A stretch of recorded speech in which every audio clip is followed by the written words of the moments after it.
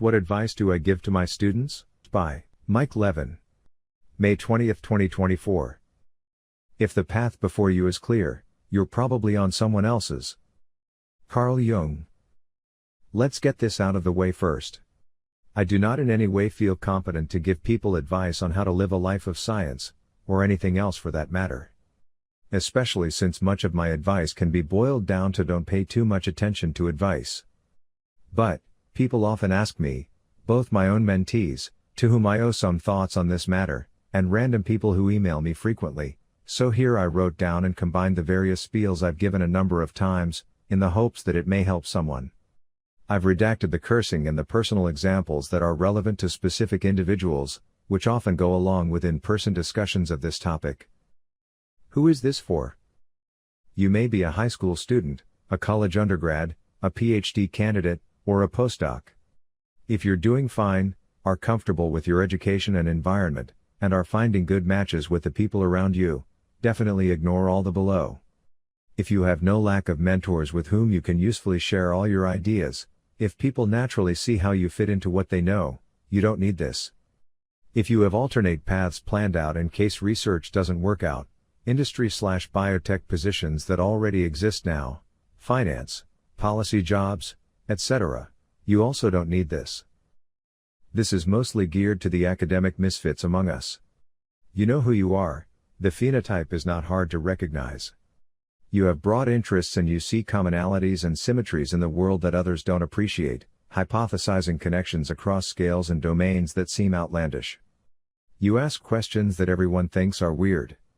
You have the drive and energy to bring interdisciplinary advances into practice for the good of mankind. You're not sure yet of the price of this path, but you're pretty sure you want to pay it. You have unusual ideas, and you have the grit to stand by them even when no one knows what you're talking about or why. But it's not enough to be in conflict with mainstream ideas. Being a disagreeable crank is easy. If you like arguing with everyone, you get a charge, be honest, out of being different and feeling misunderstood and victimized by the academic establishment. This is not for you. The people this is targeted to argue and cause frustration not because they like it, they learn to tolerate it because it's a necessary evil when pushing a novel research agenda or way of thinking. If you've got big ideas and haven't worked hard to figure out ways to know whether they are correct, not just how to prove them to everyone, but what would I need to see in order to give up this idea? Also ignore the below, it's not going to help. If you like to talk more than listen, none of this will help either. This is for the outliers whose worldview is not calcified. You are able to think of examples in the past where you've recognized when your idea was wrong and changed your mind.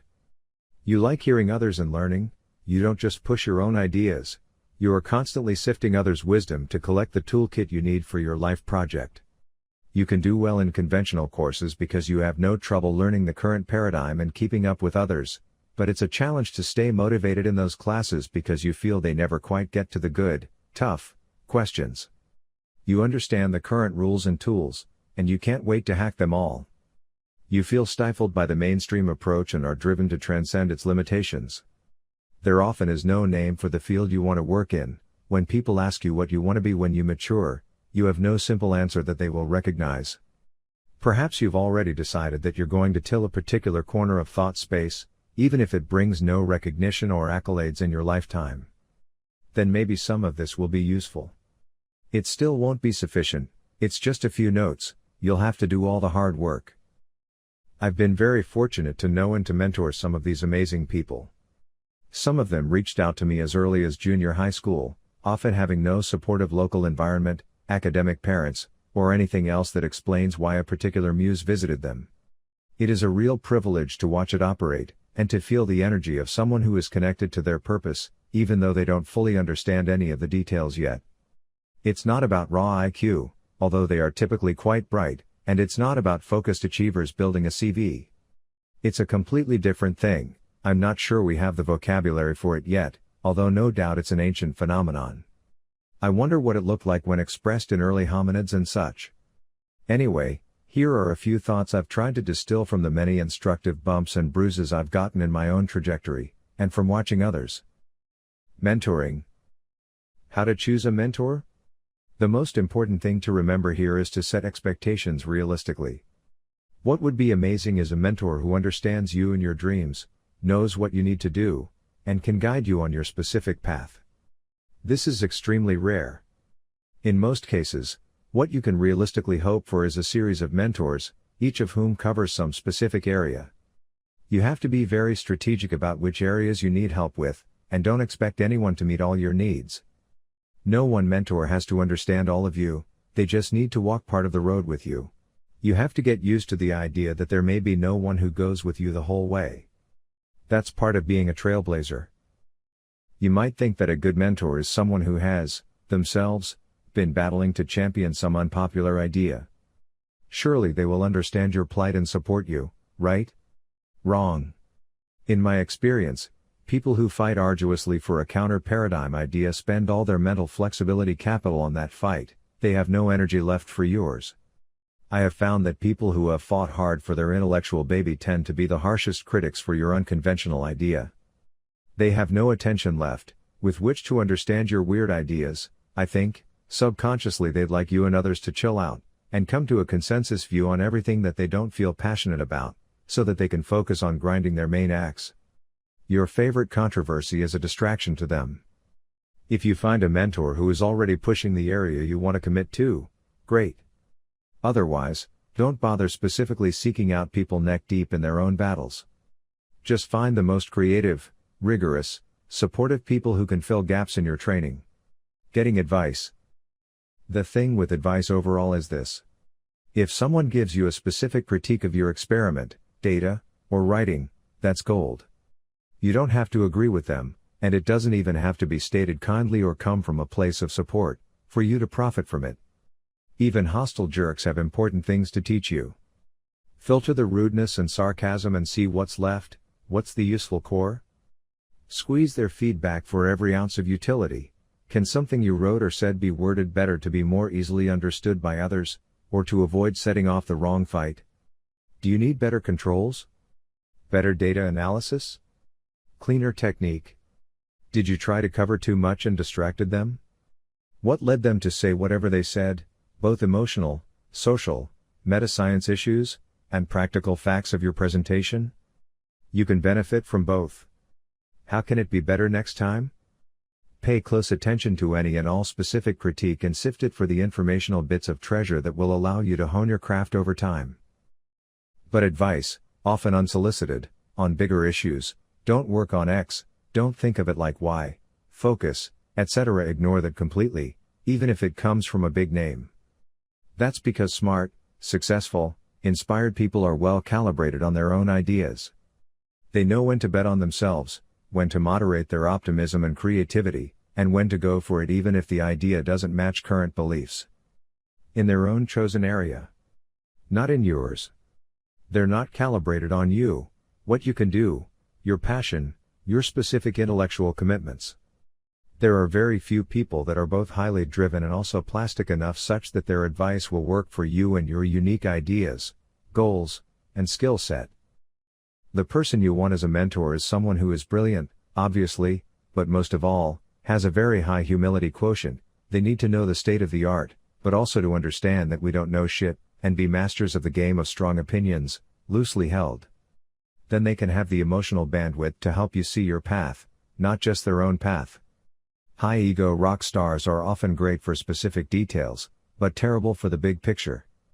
But, even a great mentor won't know the specifics for you, and it's still on you to make the hard choices. What to devote large chunks of precious time and effort to? When to cut bait and quit on a particular direction? You will have to learn it, by watching others do it in their own domain and then fine-tune your own settings. Whether or not you find a great mentor, you will have to hone your own intuition. I can't prove it, or say anything about the neurobehavioral mechanisms of it, but my personal experience is that it's trainable, over time. You need to practice, with increasingly bigger bets and scale as you progress, listening to your intuition, doing the thing, and seeing how it works out, to get feedback that helps you distinguish noise from deep information and better recognize the actionable intelligence that occasionally makes itself known in your society of mind.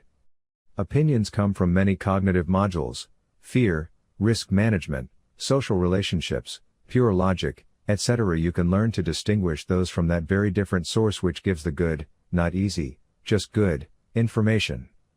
A honed intuition is ultimately your best mentor for addressing the big questions.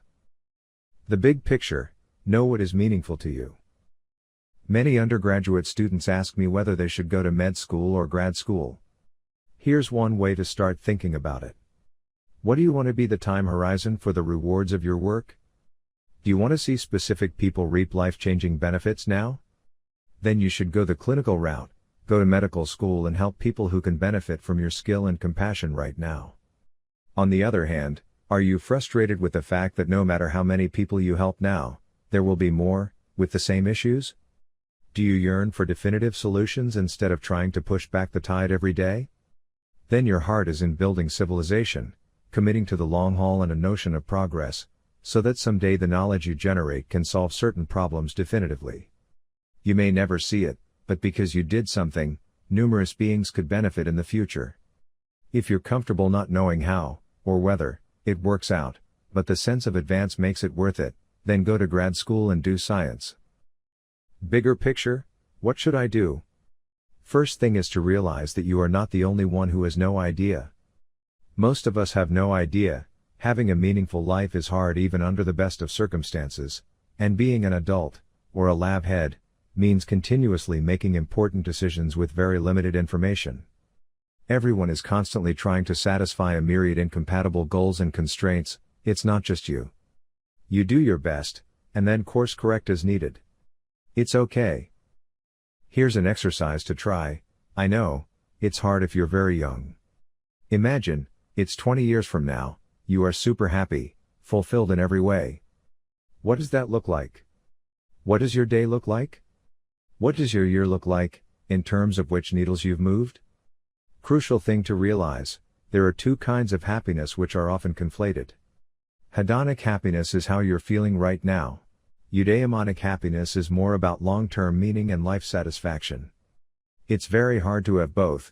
You have to be very strategic, lucky, energetic, and self-aware to put yourself in a spot where you can optimize both. The question is, which is more important to you? If you catch me at any given moment, my hedonic happiness is low, I'm often rushed, stressed, chronically under-rested, and ticked off from all the practical stuff that it takes to push research forward. But my eudaimonic happiness is through the roof. When I look back at the end of the year or at a 5-year review and ask what my lab has done, I wouldn't change all the stress for anything because the results have deep meaning to me. You have to decide, are you the person who values the daily journey, or the specific destinations? Another career thing for researchers is to think about the following axis. At one end, you're a PhD student, you're doing all the work with your own hands. It's all you, but you can only achieve one human's worth of output. Or, you're a PI, with some technicians and postdocs, you do less lab work, much of it is done by them, but you're discovering more stuff than you could do alone. Or maybe you're the head of a big lab or center, lots of projects happening, many ideas that come from others, and you barely touch the lab bench.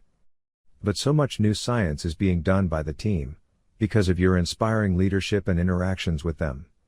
Or maybe you're director of the NIH, or a philanthropist who supports labs doing great research. None of what's being done is directly coming from you, but you're enabling a huge amount of new discovery and benefit for mankind. So where's your personal optimum on this continuum? Which position on that spectrum makes you most fulfilled? Do you want to optimize total output and impact that you facilitate, or the amount of it you do directly? Ponder it. Finally, since you're likely young, this is probably very difficult, but try this exercise too. You're on your deathbed. You look back at your life and think, wow, yes, that went as well as I could have hoped, all the sweat, blood, and tears, it meant something, totally worth it. So, what was it that you did? What were the values, accomplishments, positive relationships? What did you change? Whose life did you improve?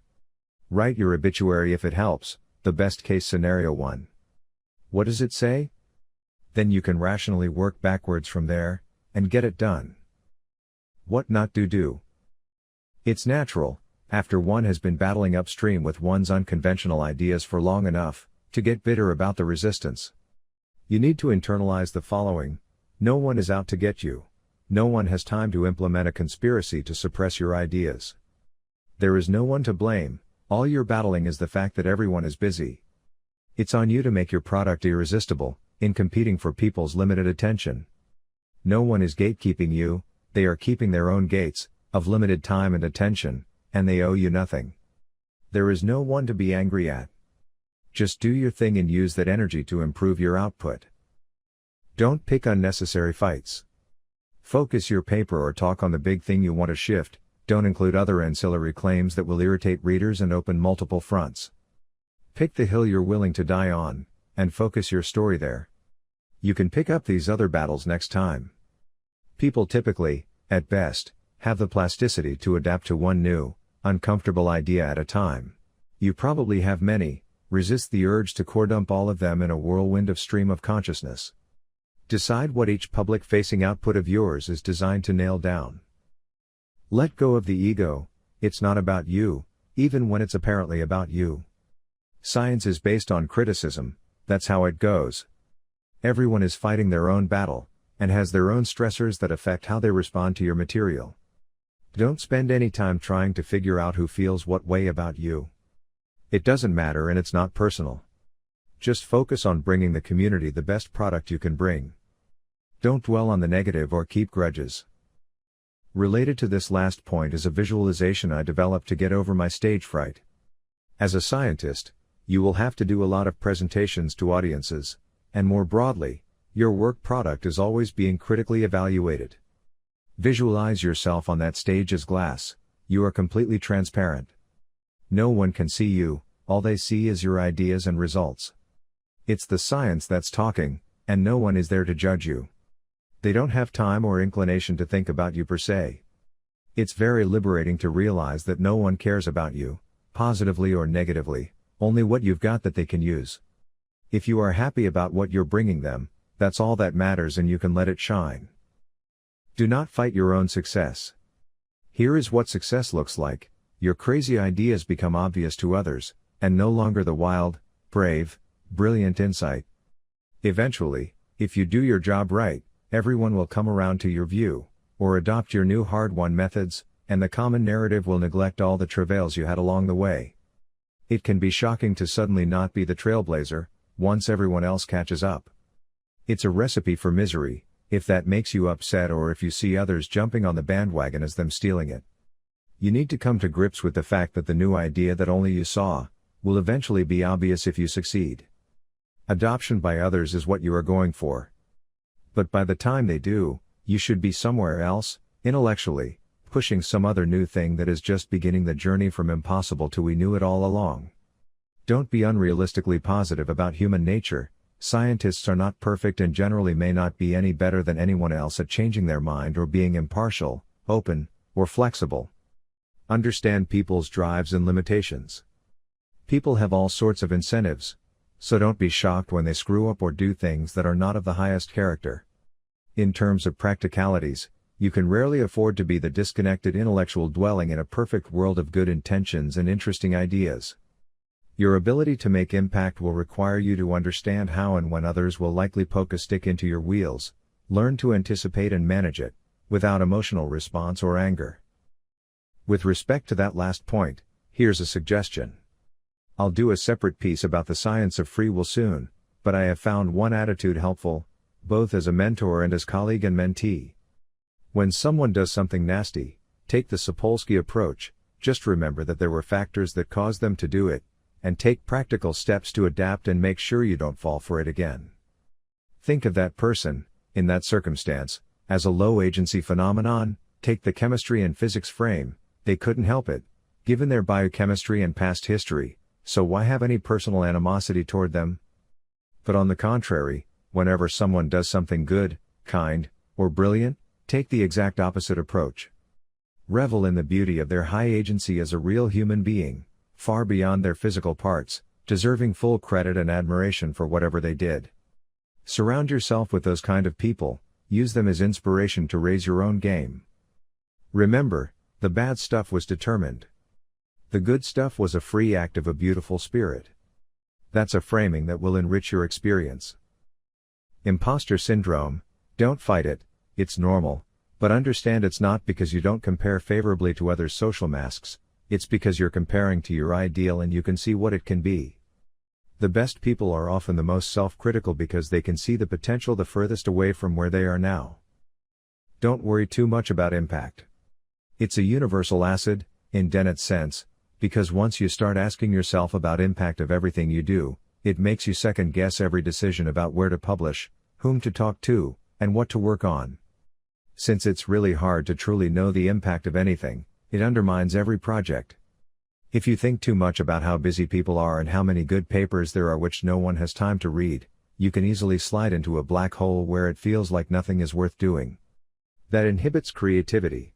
Find a good middle ground between working from the heart and being intentional about your theory of change, how you want the world to be different, due to your efforts. Don't say everything you think, everything you're interested in, or everything you plan to do. This is the most unpleasant advice I've had to give, to wide-eyed, optimistic early career scientists who are yearning to share their ideas with scientists, these remarkable mythical creatures who are supposed to be open-minded and creative and eager for new ideas that crash the old paradigms. Telling amazing, enthusiastic young people to tone it down for the benefit of their career feels awful to me. But the reality is, if you want to maximize your impact, you have to be smart and deal with the practicalities of human nature. When you go on interviews, chances are your wide vision and interest will be interpreted by others as naive, scattered, or misguided. When you meet someone in a gatekeeping position, you need to present a picture they will understand. A linear, simplified, conventional story is the way to go, unless they prove otherwise, by giving you actual evidence that they can support big ideas. You should be focused, have one big idea/interest to talk about, and demonstrate a grasp of the practical difficulties as well as the potential rewards. If you find a sympathetic ear for truly big or unorthodox visions, good for you, but it's not common. And it doesn't stop, even when you are experienced and wary. It's still possible to reduce the impact of your ideas by being too far ahead of the curve and spilling all the beans that aren't ready to be spilled. The ability to say what you think comes with time and track record, so guard it. Parcel it out carefully, and ask yourself what the payoff will be for everything you say to others. Just as a data point, mine, not necessarily right for you, I currently say about 75% of the things I think. I was at 0%, for years. Some specific personal techniques. But how then to keep the creativity? Doesn't this vigilant filtering and consequence calculating eventually dull the creativity? Yes, it does.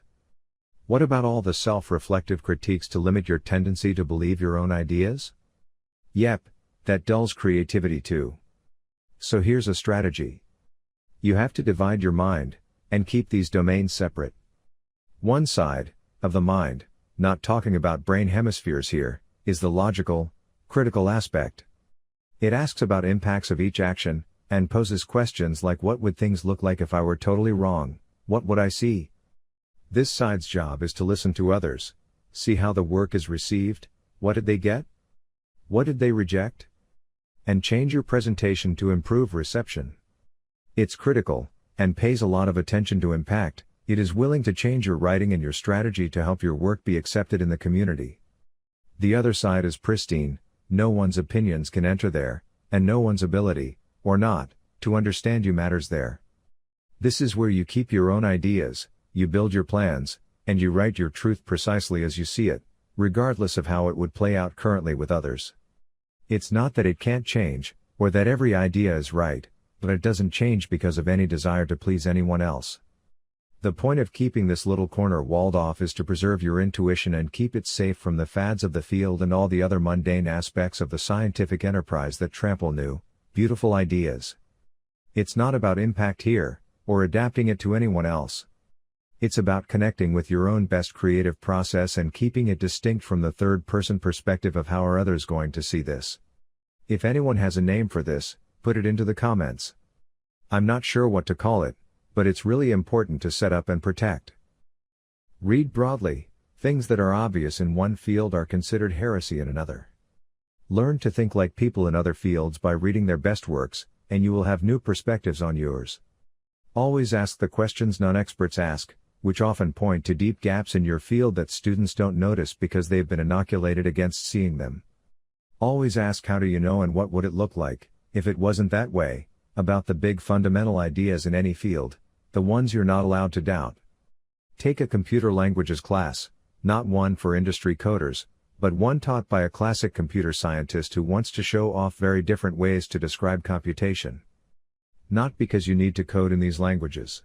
The beauty of a class that covers a number of different languages in one semester gets you used to really quickly adopting a completely different worldview and getting things done in a universe where the assumptions and affordances are totally different. We teach a lot of strong inference, posing crisp experiments to decide between rival explanations, and focus on ruling out hypotheses, the falsification theory of science. It's an important skill for sure. But where do the imaginative, disruptive hypotheses come from? There is no algorithmic process, like the scientific method where you can turn the crank and make progress.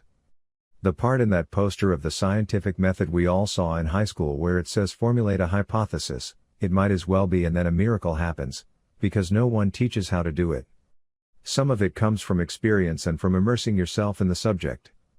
But there are books on creativity, and autobiographies of specific scientists which can inspire. Have a cadre of heroes in mind and ask yourself how they got the hypotheses they did, what might have enabled them to do it? One component to building your own intuition, for having good new ideas, is to show your mind that you're listening. Again, I have no idea why this works, how generally it works across individuals, or what the mechanism is. All I know is what my experience is and what I've suggested to some others for whom it's worked.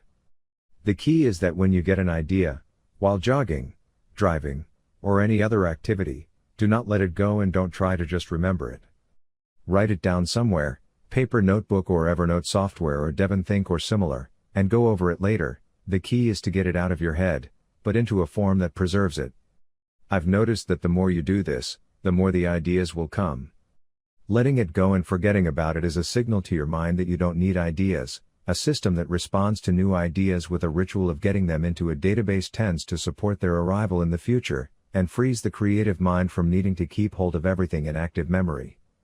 A close cousin to this is the strategy of offloading all the existing information, ideas, plans, schedules, paper outlines, etc., into mind maps, databases, and other tools. See here for more details. I suspect that the more your subconscious believes that the details are safely stored and accessible, the more mind cycles are available for new ideas instead of spending their effort holding on to stuff that's easily looked up. I personally visualize discoveries as being like under positive pressure, like, they are pushing to come out, if only there was an appropriate portal or conduit. You can be that conduit, study widely, both critically and creatively, listen to your own ideas, and put yourself in a position to work hard to implement them as useful research programs. Over time, this attracts the good ideas to arrive. And finally, visualize your future lab and the beneficial discoveries you will make, connect to them, as if they already existed and you just hadn't met them in detail yet.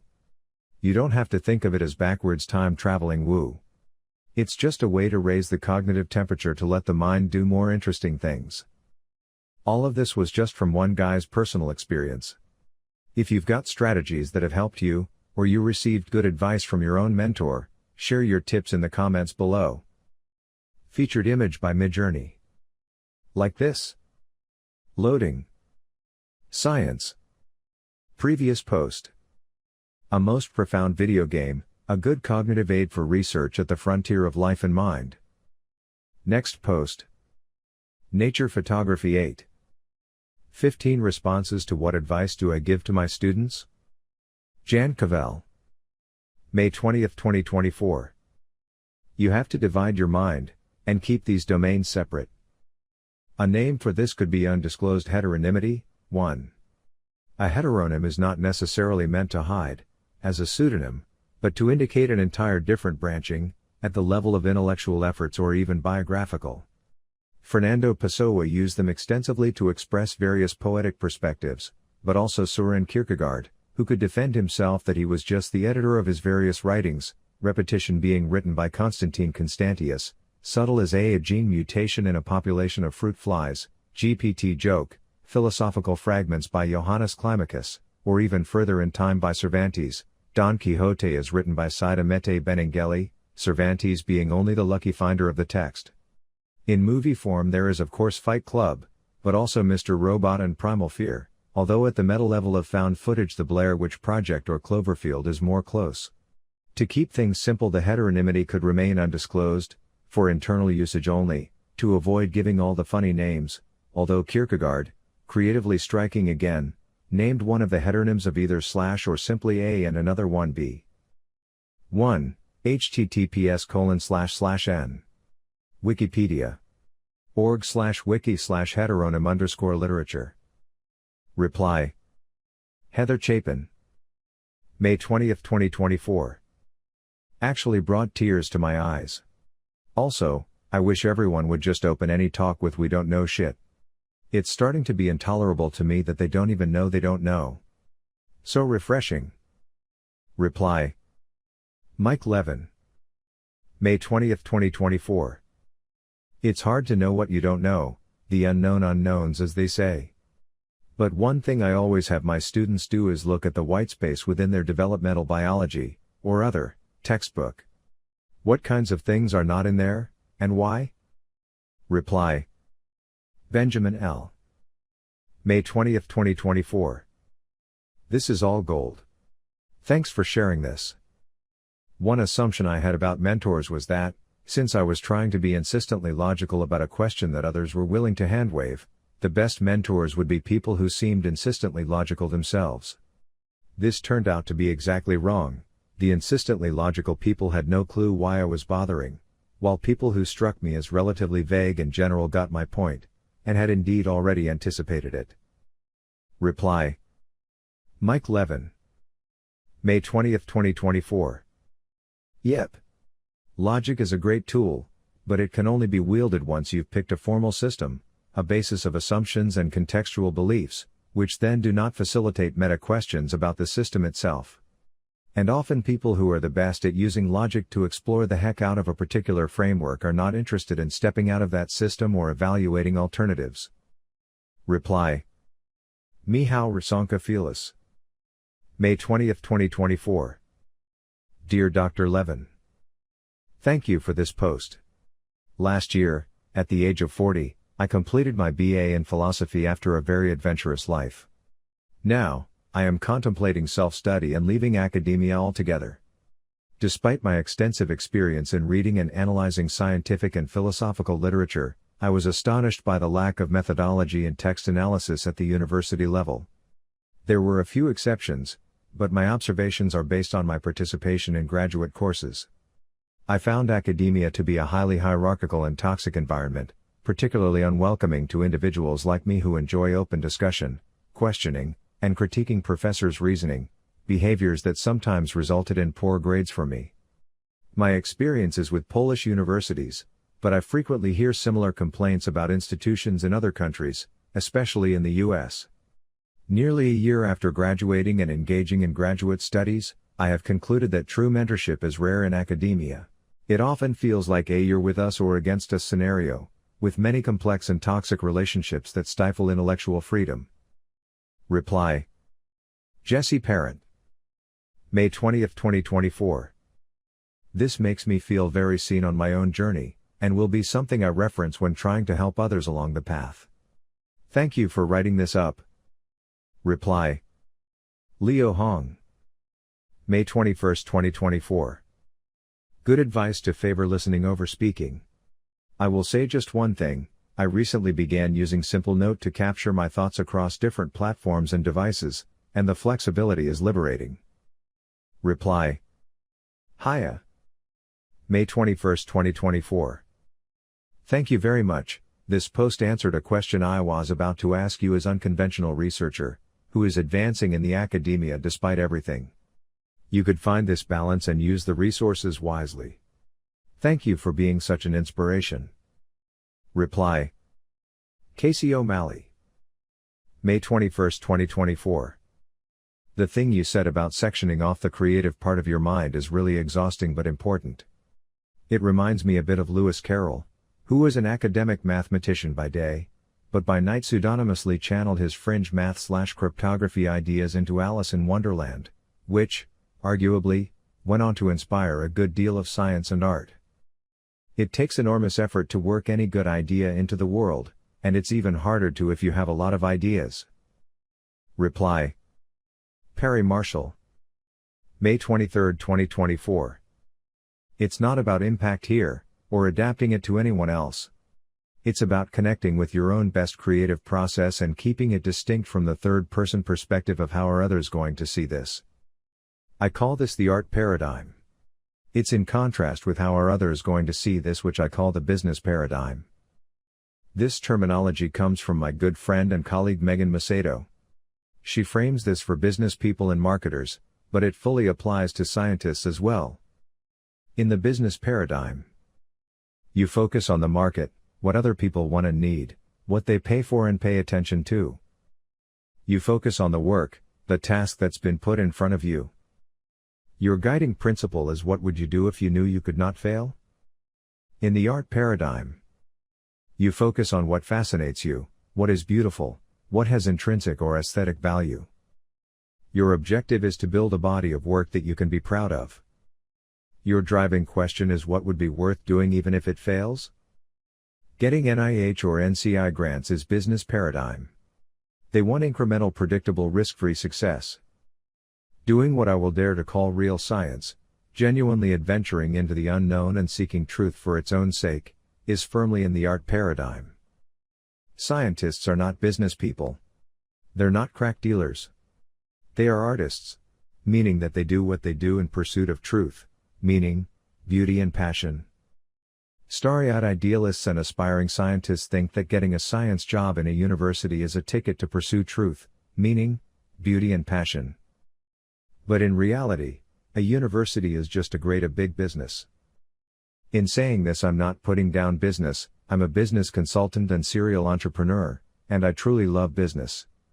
I'm simply saying that even in business there is a genuine tension between hitting your numbers, meeting payroll, shipping product, satisfying the investors versus doing meaningful work that you are deeply invested in and personally proud of.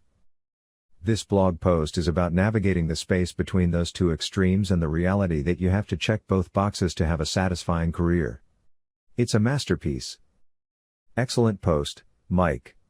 Reply. Benjamin Anderson, May 24, 2024. What you refer to as the walled-off creative area where beautiful and novel ideas can flourish reminds me of active imagination. Active imagination does not put terminology to this area in particular, but to the process of cultivating that garden. It comes from Jung's work. This idea garden is what he'd call the collective unconscious, and active imagination is the process of creating a bridge from the collective unconscious to the conscious mind. The general order of operations is relax and invite an image or feeling to come to you. Whatever the first image or feeling is, keep it with you and interact with it, letting it evolve naturally. You can do this purely in your head with your eyes closed, by speaking out loud, or as I prefer to, with my pen in hand, letting the ink flow at the pace of my stream of consciousness. I have gotten a substantial amount of value out of regularly performing this exercise. Every time I sit down to imagine and write, I feel more at peace and more certain about the decisions I am making. It is a useful thing to do when at an impasse in life or if struggling with the weight of a stressful situation you cannot control. Reply. On the scaffolding required to construct a novel vantage point, and the further challenge of transmitting and translating communications from seeming non-diegetic, exogenous spaces, Jess Parent, Scholar and Strategy. August 22, 2024. Models, and artifacts concerning such. I also identify with Levin's preamble to his advice to students blog post. Reply. Daniel Mole. November 15, 2024. You mention wanting to find a name for a divided space in your mind where your ideas can live away from logical criticisms. I propose calling it the cradle.